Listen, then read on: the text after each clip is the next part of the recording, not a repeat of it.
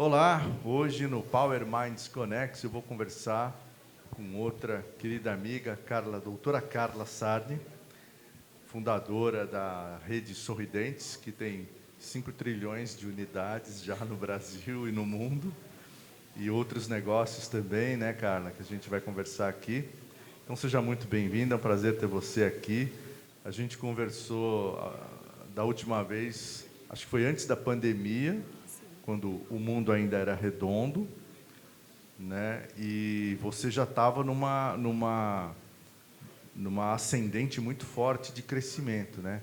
Me conte o que aconteceu na pandemia e da pandemia para cá nos seus negócios, e depois a gente faz aquele tradicional flashback para você me contar aqueles perrengues todos do seu início de empreendedorismo. Olha, é um prazer para mim poder estar aqui. E se tem uma coisa que eu gosto de falar, é de crescimento, é de expansão. Porque, na minha visão, empresas que não crescem, elas desaparecem com o tempo. Na pandemia, nós tivemos algo inusitado. Crescemos 250%. Por quê? Porque nós temos o privilégio da maioria dos nossos negócios estar enquadrados como serviços essenciais. Então, nós ficamos abertos. E o que a pandemia trouxe? Ela trouxe um olhar muito mais atento para a saúde. Então, pessoas que não olhavam para a saúde, que não estavam muito preocupados com o bem-estar, entenderam ali que isso era necessário. Então, durante a pandemia, nós ficamos abertos, até como uma questão social, para poder apoiar a população, para os atendimentos de urgência e emergência. Eu me colocava muito na posição, por exemplo, de uma mãe com uma criança com dor de dente, ou a própria mãe, e não encontrar um lugar aberto, porque os hospitais eles estavam completamente focados no Covid. Isso deu muito certo, porque a gente ter acolhido essas pessoas num momento tão crítico, com tanta insegurança, com tantas dúvidas, fez com que nós conquistássemos 660 mil novos pacientes. Me lembro que nós já tínhamos aí na casa de 4 milhões de clientes, hoje nós temos 8 milhões, fazemos 600 mil atendimentos mês, e o nosso ecossistema cresceu muito. Já a Gil, né, que nasceu como Geolaser, não era uma empresa de serviços essenciais, mas também aconteceu algo muito bacana. Nós passamos a vender pacotes de estética através de e-commerce. E o que a gente viu? As pessoas querendo se cuidar. Então, a pessoa comprava o pacote para usufruir pós-abertura. Então, eu falo que para a gente foi um marco de crescimento, algo que a gente nunca tinha. A gente sempre cresceu 2 dígitos, mas algo desse tamanho foi na pandemia. Na pandemia, acho que foi o Caíto Maia que falou que cresceu também a venda de óculos de grau, óculos escuros e tal. E alguém me disse também cuidados com a beleza, né? Sim. Porque na pandemia as pessoas primeiro viram que não enxergavam direito, porque ficavam mais tempo em casa tendo que ler, ou no celular, não sei o quê, e tinham mais tempo para se olhar no espelho e ver que elas eram feias. Estavam feiosas, precisava de um trato ali na pele, na sobrancelha, na pálpebra e tal, nos dentes, né? Mas me conte agora, lá do começo, como é que você começou? Onde você nasceu? Quantos irmãos você tem? Onde você casou? Onde você se formou? Olha, vou contar aqui um pouquinho da minha trajetória, mas acho que é importante as pessoas entenderem que estão aqui, nos ouvindo, nos assistindo, que hoje o que eu toco é o maior ecossistema de saúde, beleza e bem-estar do Brasil, com 11 marcas, né? Nós temos aí unidades em 23 estados, mas essa história não começou desse jeito. Começou, eu sou do interior de São Paulo, uma cidade chamada Pitangueiras, uma cidade pequenininha, Formei para dentista em Alfenas, Minas Gerais, mais de 300 quilômetros da minha cidade, com muito sacrifício, né? Eu cheguei a vender até água na porta da faculdade, porque eu sou filha de motorista, e meu pai faleceu num hospital público muito jovem, com pancreatite. Então, eu banquei todos os meus estudos, banquei minha moradia, banquei tudo, mudei para São Paulo. Aqui eu comecei minha trajetória trabalhando para os outros como dentista. Comprei o consultório que eu trabalhava, um consultório muito simples, na zona leste de São Paulo, em cima de uma padaria. E ali eu comecei a empreender de verdade. Mas, na verdade, José Vicente, eu empreendo desde os 12 anos de idade. Eu me lembro que, aos 12 anos de idade, eu realizei meu primeiro sonho, vendendo uma caixa de carretéis de linha na porta do supermercado da minha cidade, e comprei minha primeira Calói Ceci cor-de-rosa. Me lembro que todo dia eu juntava o dinheirinho e punha na poupança, e na semana seguinte eu conseguia. Era uma caixa. Mas o engraçado foi como eu vendi, né? Eu peguei uma cadeira da cozinha da minha casa, uma bacia dessas de pôr roupa de molho, e eu montei meu primeiro slogan: entra, freguesia, Xuxa dinheiro na bacia. E as pessoas vinham ver o que tinha na bacia e compravam os carretéis de linha. E aí, depois, empreendendo aqui em São Paulo, durante meus 7 primeiros anos de formada, tudo que eu ganhei eu coloquei no meu negócio. Não comprei casa, não comprei carro. O que eu comprava era cadeiras odontológicas, raio-x, ultrassom, laser. Eu comprava tudo para poder crescer. E as pessoas diziam para mim: você não vai comprar uma casa? Eu dizia: não, meu negócio vai me dar muitas casas. E eu colocava e ia convidando outros dentistas para virem fazer parte da minha equipe. E aí eu saí de cima de uma padaria, construí minha primeira sede na Zona Leste, uma clínica de 3 andares, inteirinha em porcelanato, sala de espera só para criança, laser, anestesia computadorizada. Eu vi tudo que os ricos tinham e dei para a classe C, com altíssima qualidade por um preço justo. E aí eu comecei a expandir montando clínicas próprias. Em 2005, eu tinha trabalhando comigo filha de diretor de Unilever, diretor de Pão de Açúcar, presidente da Cielo. E essas dentistas, os dentistas que trabalhavam comigo, queriam um negócio como o meu. Em 2007, eu viro franquia, vendo 58 franquias num único mês. E aí eu começo a expandir no modelo de franquias. E aí chego no tamanho que eu tenho hoje, né, de quase 800 unidades espalhadas pelo Brasil. Então, a minha primeira marca a ser criada foi a Sorridentes Clínicas Odontológicas. Só que aí depois vieram outras marcas. Em 2018, eu contratei a atriz Giovanna Antonelli, Ivete Sangalo, para serem garotas propagandas da Sorridentes. E Giovanna me conta nas gravações que tinha fundado uma empresa chamada Geolaser, me convida para ser sócia, tinham 13 unidades. Em 2019, eu me torno sócia da Giovanna e nós saímos de 13 lojas para mais de 200 espalhadas pelo Brasil. E aí, José, teve um outro caso inusitado, que em 2019 eu vou para a China, praticamente com os 40 maiores empresários do Brasil, Fábio do Google, Luísa Trajano, José Galó da Renner. E, nesta viagem, né, eu recebo o convite para passar a fazer mentoria para 2 meninas do Ceará, que tinham uma rede de clínicas de vacina. E aí eu me torno sócia delas, e a gente sai de 6 clínicas de vacina, hoje para mais de 70 espalhadas pelo Brasil. E no modelo de franquia também. E aí você diz assim para mim, né, mas, Carla, tudo que você tem é franquia? Não. Eu tenho operadora de convênio, eu tenho hospital, eu tenho fábrica de alinhadores, aparelhos invisíveis, eu tenho marketplace, eu tenho programa de indicação, eu tenho escola de negócios. Então, nem tudo se encaixa no modelo de franquia. Ô, Carla, você acabou se dando bem na pandemia, se deu mal em 2024? 2009? Isso. Ah, errei. 2009, aí, com o olé que você tomou do governo, né? Sim. E 2026, que alguns analistas mais apocalípticos dizem que vai ser um inferno na Terra para o empresário, para o empreendedor. O que você está prevendo? Olha, como eu digo, né, o mar não está cheio de peixe. Então, o que eu estou olhando em 2026 é eficiência, eficiência, eficiência. Uma coisa que pouco se fala no mercado, né, de margem. Né, a gente vê aí as pessoas falando muito em crescimento, em expansão.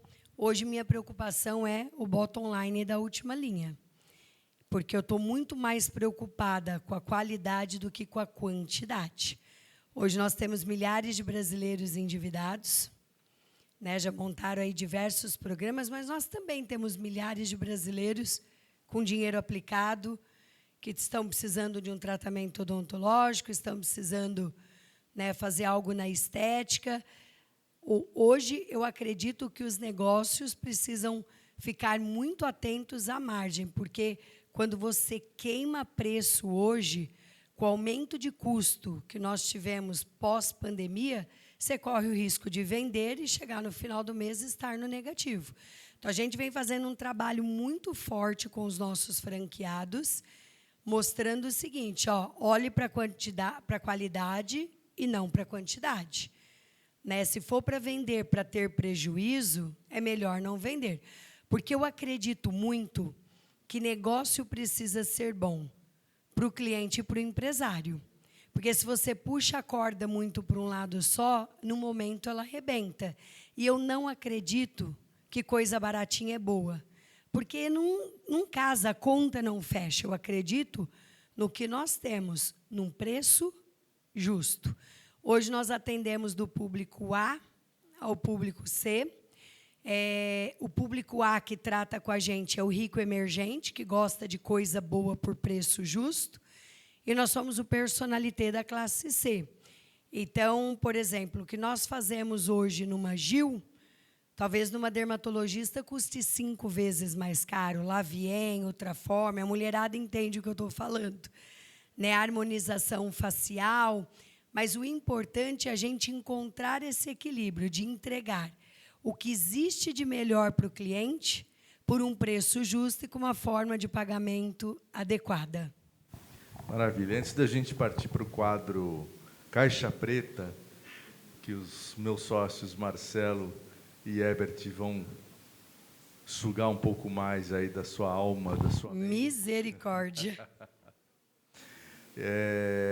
Me conte, para finalizar aqui, quais são as suas perspectivas. Então, passado 2026 do capeta aí, o que será de 2027 em diante, na sua área específica, no varejo em geral?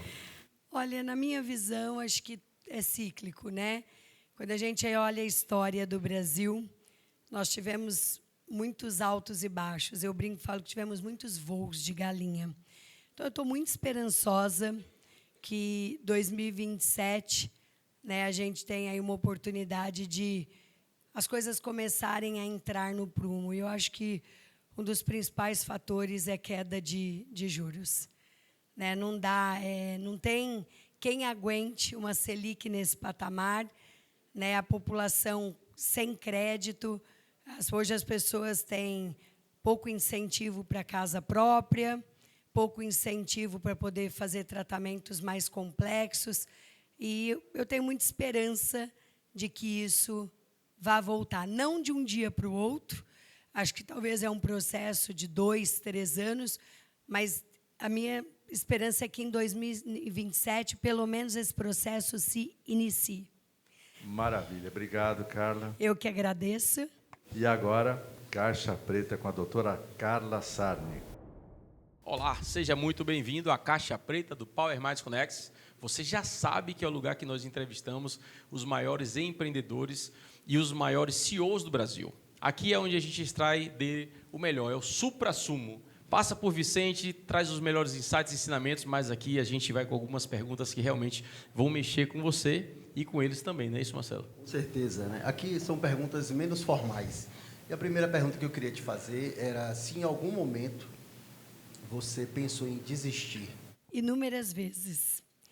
E o que não me fez desistir é que a minha vontade de vencer é maior do que os desafios. Eu acho que o empreendedor, né, ele já é um corajoso, porque empreender é um ato de coragem. E nada como uma boa noite de sono para você acordar e mudar de ideia. Que maravilha. Carla, diante de tantos desafios, para ter empresa do tamanho que você tem, se essa mulher extraordinária que você é, da onde vem a sua resiliência para chegar onde você chegou? Eu sou uma mulher muito objetiva, muito clara. Eu sempre tive muito certo para mim o que eu queria e onde eu gostaria de chegar. Eu não tenho esse negócio do deixa a vida me levar.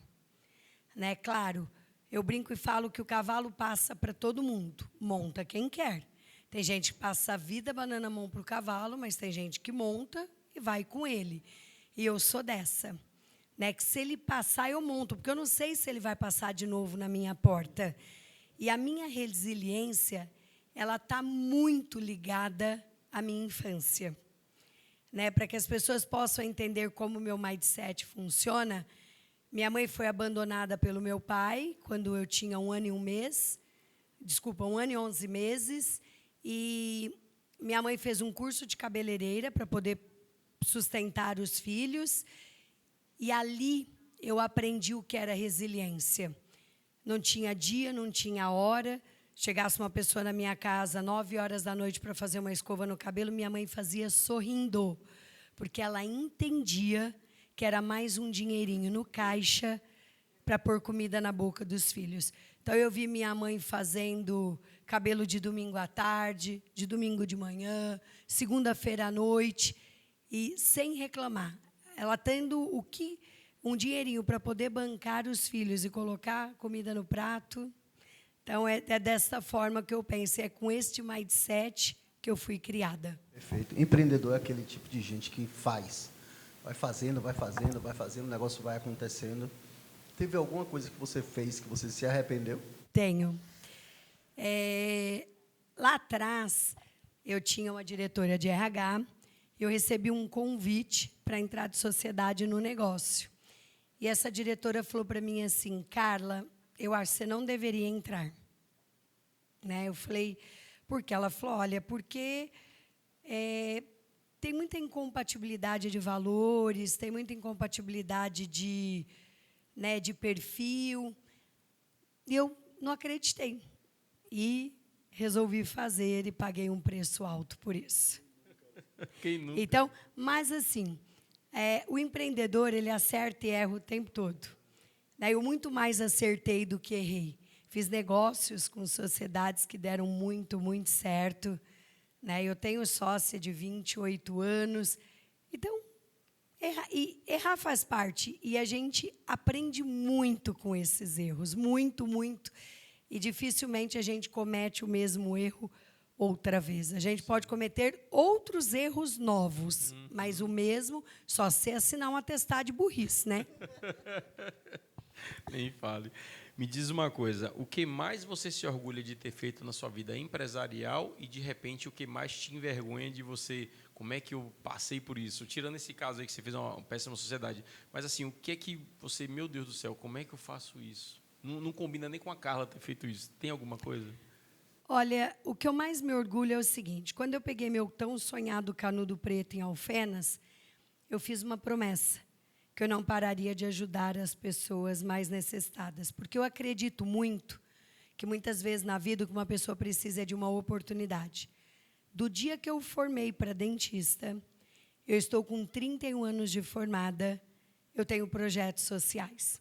Então, vou dar um exemplo para vocês. Existe uma ONG chamada Amigos do Bem, eu tenho um instituto, o instituto hoje chama Salos, mas ele nasceu como Instituto Sorridentes.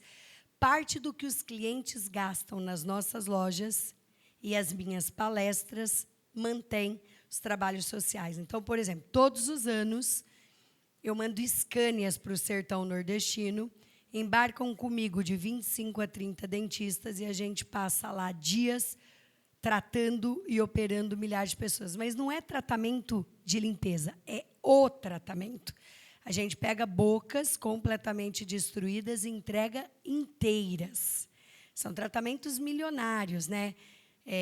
Assim, que você faz inúmeros canais, inúmeras coroas, que você realmente transforma a vida da pessoa. Então, isso é algo que eu me orgulho muito, né? Que eu não perdi a minha essência, que eu continuo estendendo minha mão para quem precisa. Agora, coisas que eu fiz que eu não deveria ter feito, assim, de cabeça agora, eu não lembro, não, que eu disse isso não combina comigo. Eita, você podia ter me dado essa colinha antes. Vamos ver se eu lembrar aqui, mas não até porque eu sou muito verdadeira. Eu não sei se vocês sabem, minha história virou um filme, passou no SBT, na Band, na Rede TV, está no YouTube para as pessoas assistirem, chama A Força de um Sorriso, e lá tem um depoimento do presidente da Associação de Franchise, brasileira de franchise, dizendo: a Carla é muito autêntica, ela é muito verdadeira. Eu não faço aquilo que eu não acredito. Você nunca vai me ouvir dizendo algo que eu realmente não acredito. Então, eu vou dar um exemplo aqui. Eu recebo milhares de propostas para fazer propagandas para empresas de jogos, né? E com dinheiros significativos. Eu não aceito, porque eu acho que não é algo que vai agregar nada na vida das pessoas. Pelo contrário, vem destruindo milhares de famílias. Mas não tem nada que eu digo que eu fiz e que eu acho que não combina comigo. Mas pode ter, mas eu não estou lembrada. Eu acho que você é daquelas que, quando cai, sacode, levanta a poeira e dá a volta por cima e deixa para trás, né? Para nem lembrar, né? Com certeza. E assim, o problema não é você cair, é você tomar a decisão se você vai ficar no chão ou se você vai se levantar e continuar andando. Eu acho que o que eu não deveria ter feito, talvez, acho que é isso, em 2009, eu contei com uma linha do governo, e é uma linha que chama Proger. E esse dinheiro paga direto ao fornecedor, o dinheiro não viria para mim. E eu, com tanta confiança, eu construí as clínicas e os fornecedores ficaram esperando o banco pagar. Só que a linha de crédito saiu do mercado, e aí eu tive que me virar para pagar 23 milhões de reais. Vendi casa, fui morar de aluguel, vendi carro, vendi clínicas, fiz muita coisa para sair dessa dívida. Passei a trabalhar das 7 da manhã às 2 da manhã, porque eu precisei fazer o trabalho de 10 para poder economizar e pagar o banco. Acho que isso foi uma coisa que talvez eu não deveria ter feito da forma com que eu fiz.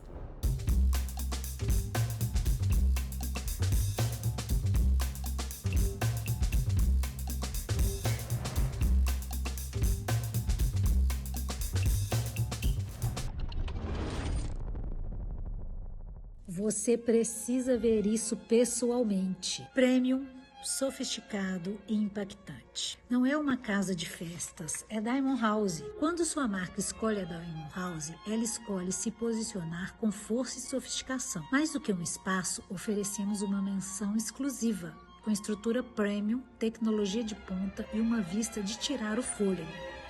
O ambiente certo potencializa seus resultados. E aqui tudo foi pensado para elevar a sua marca. Agende sua visita agora e descubra como transformar o seu próximo evento em um marco.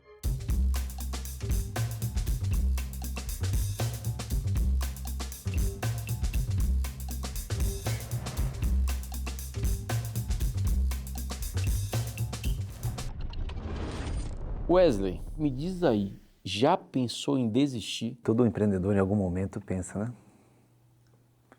Principalmente quando eu ainda não tinha me aproximado de Deus. Aí era direto. Desiste disso. Sim, várias vezes. E da onde veio a força, cara, para você segurar a onda e você, assim, não desistir? Realmente foi Deus que te deu essa força? Me explica um pouco mais sobre isso, porque você é jovem, um grande empreendedor com uma empresa multimilionária e ajudando tanta gente com um começo que foi tão difícil. Da onde veio essa força, assim, para ser tão resiliente? Olhando para o passado aí, né? Acho que naquela época eu não estava tão próximo de Deus assim, mas algo só me levava. você não pode parar, vai. Fui. Nesse momento, eu ainda era muito cético em relação a isso, né? Da área de exatas, então você acaba sendo um pouco mais resistente, né? Apesar de ter o exemplo dentro de casa, mas eu sempre tive a minha opinião ali em relação a isso. E algo que, não, só não posso parar. Uma hora vai dar certo. E foi, né? Até um certo momento. Então, nós vamos chegar nesse momento aí de quando foi a virada de chave. Mas eu só continuei. Só continua. Mas eu não vou esperar esse momento, não. Eu quero saber agora. Qual foi a virada de chave? Teve fundo de poço de alguma área, de alguma coisa assim, para que você entendesse isso e entender que só o Wesley não era o suficiente? Engraçado que o negócio me levou a buscar isso, né? Não cheguei a ter um fundo de poço, mas chega um momento que você não tem resultado. Aí fui buscar, estudar, entender o que eu estou fazendo de errado. E ainda assim aquela resistência, né? Vai, busca conhecimento, e faz curso, faz treinamentos, faz mentorias, contrata consultoria. E fazendo um exercício simples. Acho que todo mundo conhece a roda da vida. Fazendo um exercício da roda da vida, aí você melhora uma área da sua vida, melhora aqui, melhora ali, ajusta, vou dar foco nessa área. E adivinha o que ficava sempre por último? Espiritual. Zerado. Pô, vamos deixar isso aqui, em algum momento eu vou olhar para esse assunto, né? Beleza, ajusta aqui, ajusta ali. Resultado melhorou. Mas o que está faltando ainda? O que falta? Lembra da roda da vida? Voltei lá, olhei, abri meu material, tá aqui. Fechei, do outro lado da cama, tinha a Bíblia da minha esposa, que também só ficava lá, né? Falei, vou começar a ler. Dá uma oportunidade, né? Todo dia, li um pouquinho ali, não entendia nada do que estava acontecendo ali. Normal. Sozinho, falei, tá bom, vamos insistir. E vai insistindo, né? Então, assim, não tive um fundo do poço, nossa, eu perdi tudo, né? Não. Fui buscando, sempre resistente ali. Só faltava isso. Falei, bom, tá aqui, né? Já tentei de tudo, vamos tentar isso também, né? Arthur, já pensou em desistir em algum momento da sua jornada pessoal ou empresarial? Com toda certeza. Nossa, quantas vezes eu me perguntei se por que eu não segui o caminho de CLT, eu ia ter conseguido traçar uma carreira, ia ter dado certo, ia demorar um pouquinho mais, mas eu ia conseguir. Mas as coisas se alinharam com o passar do tempo. E da onde veio a força para ser resiliente e não ter desistido? Eu acredito que eu vivi muito tempo de uma maneira irreverente, né? Desconexo. E foi quando eu entendi que as coisas não acontecem no tempo que eu quero, que eu realmente sentei, acalmei, larguei o controle das coisas, só segui fazendo o meu trabalho. O que mais você se orgulha de ter feito com uma idade tão pouca, né, de 24 anos apenas, e já sendo esse empresário tão bem sucedido que você é? Olha, cara, eu não quebrei. Eu acho que isso é uma grande coisa. A gente escuta muita gente aí falar, eu fiz tal empresa, quebrei tantas vezes. Eu não. Eu só tem 24 anos, né, Marcelo? Mas não vai acontecer. 6 anos de empresa eu não quebrei.